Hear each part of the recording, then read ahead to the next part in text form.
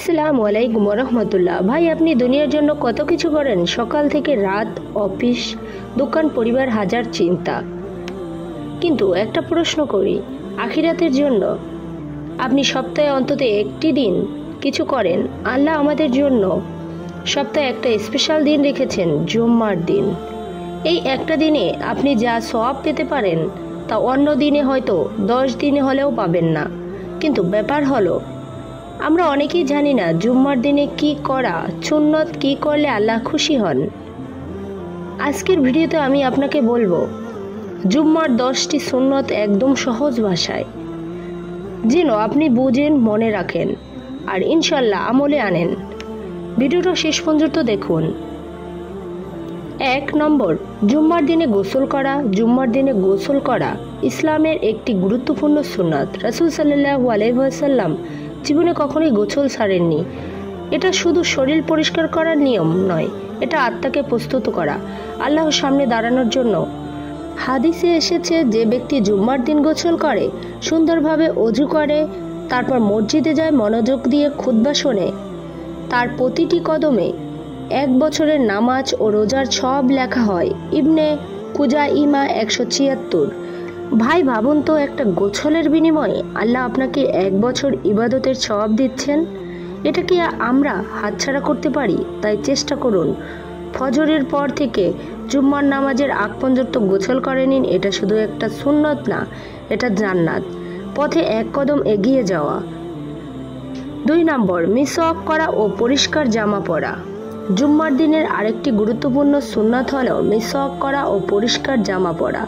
রাসূল সাল্লাল্লাহু আলাইহি ওয়াসাল্লাম জুম্মার দিন নিজেকে পরিপাটি করতেন। তিনি দাড়ি আঁচড়াতেন, সুগন্ধি ব্যবহার করতেন, সাদা বা সুন্দর কাপড় পরতেন এবং মিসওয়াক করতেন। এক হাদিসে এসেছে, জুম্মার দিনে প্রত্যেক প্রাপ্তবয়স্ক মুসলমানের উচিত গোসল করা, মিসওয়াক করা এবং যতটুকু সম্ভব সুগন্ধি ব্যবহার করা। সহিহ মুসলিম 846। ভাই, আপনি যদি বিশেষ কোনো অনুষ্ঠানে যেতে চান, আপনি নিশ্চয়ই ভালো কাপড় পরেন, নিজেকে গুছিয়ে নেন, তাহলে আল্লাহর ঘরে যাচ্ছেন, এটা কি আরও বেশি সম্মানের না? মসজিদে যাওয়ার আগে চেষ্টা করুন মিসওয়াক করে মুখটা পরিষ্কার রাখতে, একজোড়া পরিষ্কার জামা পরতে, যদি সম্ভব হয় একটু আতর লাগাতে। 3 নম্বর, দরুদ শরীফ পাঠ করা।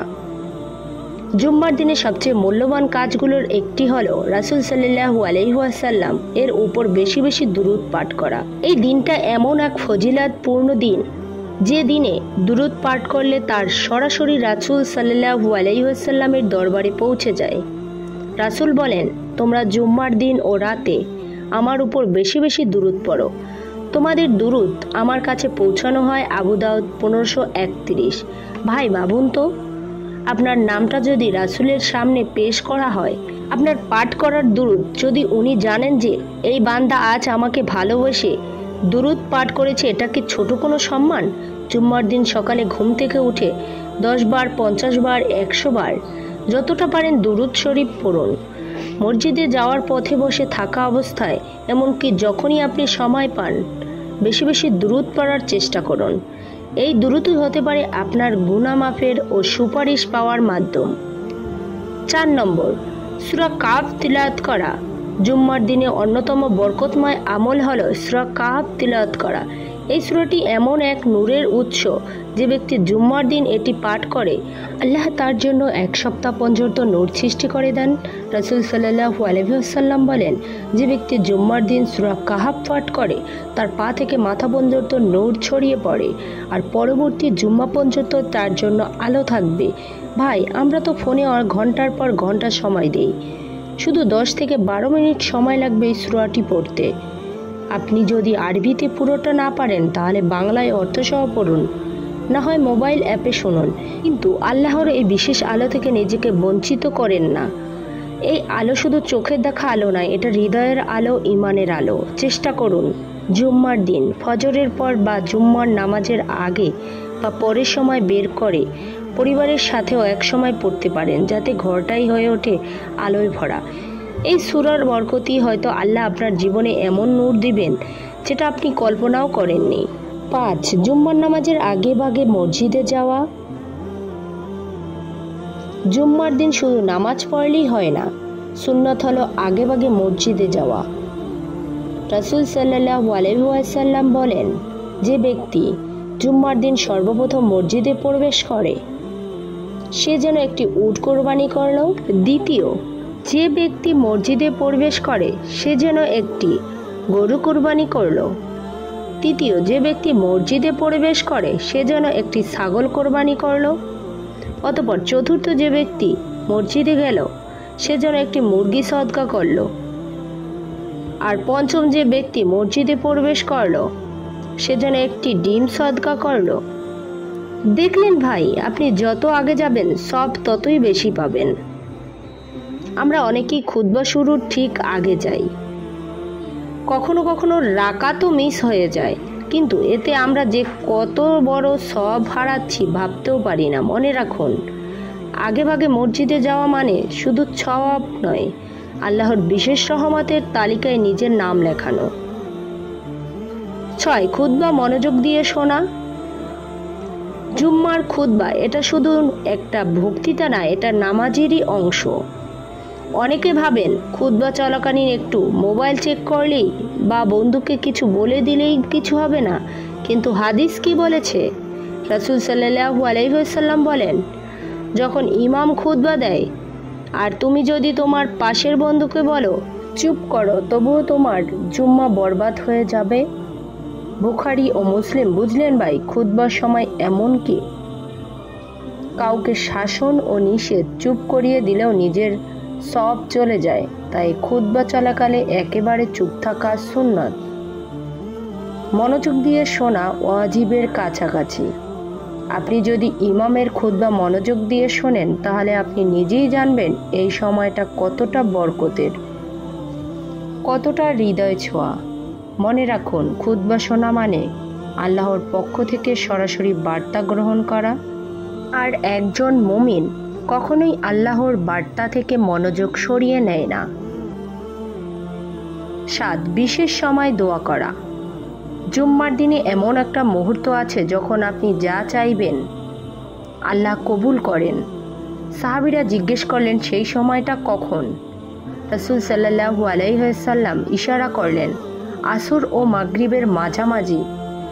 মুসনাদে আহমদ 7332। আসরের পর অজু অবস্থায় বসে যান, 5-10 মিনিট হলেও হাত তুলে দোয়া করুন নিজের জন্য, পরিবার, উম্মার জন্য। মনে রাখুন, এই সময়ে শয়তান আপনাকে ব্যস্ত রাখতে চাইবে। ফোন, গল্প, ঘুম যাই আসুক, 5-10 মিনিট আল্লাহর জন্য রাখুন। আজই চেষ্টা করুন, হয়তো এই সেই মুহূর্ত যেটা আপনার জীবন বদলে দেবে ইনশাআল্লাহ। 8, জামাতে জুম্মার নামাজ আদায় করা। ভাই, জুম্মার নামাজ একা পড়লে হয় না, এই নামাজ আলাদা, এই নামাজ ফরজ শুধু জামাতের সঙ্গে। রাসূল সাল্লাল্লাহু আলাইহি ওয়াসাল্লাম বলেছেন, যদি মানুষ বারবার অজুহাত দেখিয়ে জুম্মার নামাজ ও জামাতে না যাওয়া বন্ধ করে তাহলে একটা সময় আসবে আল্লাহ তাদের অন্তরে সিল মেরে দেবেন, আর তখন তারা ভালো মন্দ কিছুই বুঝতে পারবেন না। সহিহ মুসলিম 865। কেউ কেউ অলসতা করে বলে ভাষায় পড়ে নেই, কিন্তু মনে রাখুন, জুম্মার ফরজ নামাজ শুধু মসজিদেই আদায় যোগ্য জামা ছাড়া আদায় নয়। তাই আপনি যদি পুরুষ হন, সুস্থ ও সক্ষম হন, মসজিদে যাওয়ার পথ আপনার জন্য খোলা থাকে, তাহলে আপনার উপর ফরজ হয়েছে জুম্মার জামাতে অংশ নেওয়া। জামাতে না পড়লে শুধু সওয়াব নয়, গুনাহ হয়। আপনি যদি আল্লাহর ডাকে সাড়া না দেন তবে কিসের জন্য আপনার জীবন এত ব্যস্ত? 9, নফল নামাজ পড়া। সুন্নাহ ও মুস্তাহাব। জুম্মার নামাজে শুধু ফরজ পরেই উঠে যাওয়া এটা পূর্ণতা নয়। এই দিনে কিছু গুরুত্বপূর্ণ নফল নামাজ আছে যেগুলো রাসূল সাল্লাল্লাহু আলাইহি ওয়াসাল্লাম নিজে পড়েছেন এবং সাহাবীদেরও তাতে উৎসাহ দিয়েছেন। হাদিসে এসেছে, রাসূল সাল্লাল্লাহু আলাইহি ওয়াসাল্লাম জুম্মার নামাজের আগে 4 রাকাত এবং পরে 4 রাকাত নামাজ আদায় করতেন। তিরমিজি 510। 10, তওবা, ইস্তেগফার ও নেক আমল করা। জুম্মার দিন মানে শুধু নামাজ, গোসল আর খুতবা নয়, এই দিনটা তাওবার জন্য চোখ ভিজানোর দিন। অন্তর নরম করার দিন। আল্লাহ আমাদের সপ্তাহের শেষে এক বিশেষ সুযোগ দেন, একটা পবিত্র দিন যাতে আমরা ফিরে আসতে পারি তার দিকে। রাসূল সাল্লাল্লাহু আলাইহি ওয়াসাল্লাম বলেন, জুম্মার দিনটা হচ্ছে ঈদের মতো। এই দিনে ইবাদত করলে আল্লাহ বেশি কবুল করেন। আবু দাউদ। তাই জুম্মার দিন বেশি বেশি ইস্তেগফার করুন, আস্তাগফিরুল্লাহ, তাওবা করুন। হে আল্লাহ, আমি ভুল করেছি, তুমি ক্ষমা করো। 3 সাদাকা দিন, কারো পাশে দাঁড়ান, অন্তত একটা ভালো কাজ করুন। আজই সিদ্ধান্ত নিন, শুক্রবার হবে আমার আমলের দিন। আপনি কয়টি সুন্নত মানেন নিচে কমেন্ট লিখুন আর ভিডিওটা শেয়ার করুন যেন অন্যরাও জানে এবং মানে।